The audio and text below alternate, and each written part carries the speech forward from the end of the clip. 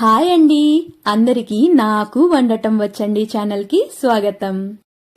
ఈ వీడియోలో పెసరపప్పుతో మసాలా పూరీలు ఎలా చేసుకోవాలో చూపిపోతున్నానండి. మూంగ్ దాల్ మసాలా పూరి చాలా చాలా టేస్టీగా ఉంటాయి.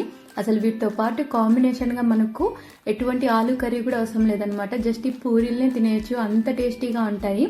చేసుకోవడం కూడా చాలా ఈజీ అండి. పెసరపప్పు ప్లస్ మనం కొన్ని ఇంగ్రీడియంట్స్ని యాడ్ చేసి ఈజీగా చేసేసుకోవచ్చు. ఫస్ట్ అయితే ప్రిపేర్ చేసుకోవడానికి బౌల్లో నేను ఇక్కడ ఒక 200 గ్రాములు ఒక కప్పు పెసరపప్పుని తీసుకుంటున్నాను. ఈ పప్పుని మనము వాటర్లో ఒక 2 సార్లు అలా కడిగేసి ఇందులోకి మనం నీట్గా కడిగిన తర్వాత ఫ్రెష్ వాటర్ని యాడ్ చేసుకోవాలి. ఇలా మనం ఫ్రెష్ వాటర్ని యాడ్ చేసి దీన్ని ఒక గంట సేపు నాననివ్వాలండి. జస్ట్ 1 అవర్ అలాగా మనం సోక్ చేసుకుంటే సరిపోతుంది. ఇలా పప్పు నానిన తర్వాత ఇందులోని ఎక్సెస్ వాటర్ అంతా కూడా మనము ఫ్రెష్ వాటర్ యాడ్ చేసాం కాబట్టి ఏదైనా బౌల్లోకి వంపి పెట్టేసుకోవచ్చు. తరువాత ఈ పప్పుని మిక్సీ జార్లోకి షిఫ్ట్ చేసుకోవాలి. ఇప్పుడు ఇందులోకి 2 పచ్చిమిరపకాయలు, ఈ సైజులో అల్లం ముక్క, పెద్ద వెల్లుల్లిపాయలు అయితే ఇలా 2 తీసుకోండి, లేదంటే చిన్నవైతే ఒక 4 అలా యాడ్ చేసుకోవాలి. ఇలా వీటిని యాడ్ చేసుకున్న తర్వాత ఇందులోకి ఒక 10-12 మిరియాలు వేసేసుకోవాలి. అలాగే రుచికి సరిపడా ఉప్పుని యాడ్ చేసుకొని చక్కగా వీటన్నిటిని కాస్త లైట్గా వాటర్ యాడ్ చేసుకోవాలి. మనం పప్పు వాటర్ పక్కన పెట్టుకుని ఉంటాం కదా, ఆ వాటర్ కావాల్సినంత కొంచెం యాడ్ చేసుకొని ఇలా స్మూత్గా మనం గ్రైండ్ చేసుకోవాలి. ఇలా గ్రైండ్ చేసుకున్న తర్వాత దీన్ని ఒక ప్లేట్ లేదా బౌల్లోకి షిఫ్ట్ చేసుకోండి. మనకు పిండి కలుపుకోవడానికి వీలుగా ఉంటుంది కదా, ఏదైనా పర్లేదు, ప్లేట్ అయినా లేదా బౌల్. ఇవి మసాలా పూరీలు కాబట్టి ఇప్పుడు ఇందులోకి ఒక 1/2 టేబుల్ స్పూన్ అంతా కారం పొడి, 1/2 టేబుల్ స్పూన్ జీలకర్ర, దీంతోపాటు మీరు ఒక 1/2 టీ స్పూన్ అంతా వామ్ యాడ్ చేసుకోవచ్చు. నేనైతే యాడ్ చేయలేదు. అలాగే 1/2 టీ స్పూన్ పసుపు, 1/2 టీ స్పూన్ గరం మసాలా, ఒక 1/2 టేబుల్ స్పూన్ అంతా కసూరి మెతిని కూడా యాడ్ చేసుకోవాలి. ఇది మీరు ఆప్షనల్, వద్దనిపిస్తే స్కిప్ చేసేయచ్చు.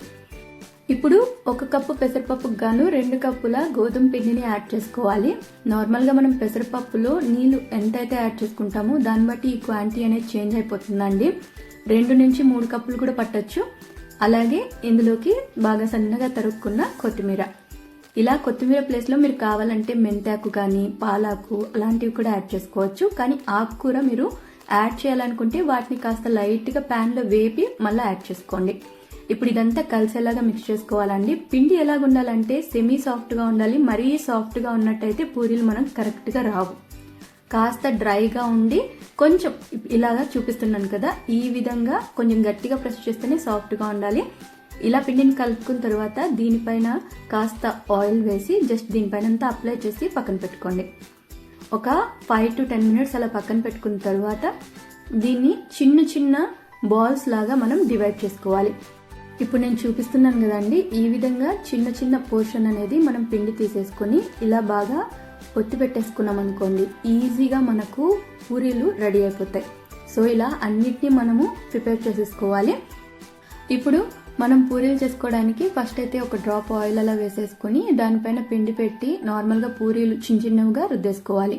మీకు పిండి ఎక్కువ సాఫ్ట్గా ఉంది అనిపిస్తే ఇక్కడ ఆయిల్ ప్లేస్లో మీరు పొడి పిండి వేసుకొని ఇలా రౌండ్గా పూరీలాగా చేసేసుకోండి. మీకు రౌండ్ కరెక్ట్గా రాలేదనుకుంటే ఏదైనా మూత లాంటివి పెట్టి రౌండ్ షేప్కి కట్ చేసుకోండి. మరి ఎక్కువ థిక్గా కూడా ఉండకూడదు. పిండి కొంచెం నార్మల్ థిక్నెస్తో చేసుకుని బాగా వేడిగా ఉన్న ఆయిల్లోకి మనం వీటిని వేసుకోవాలి.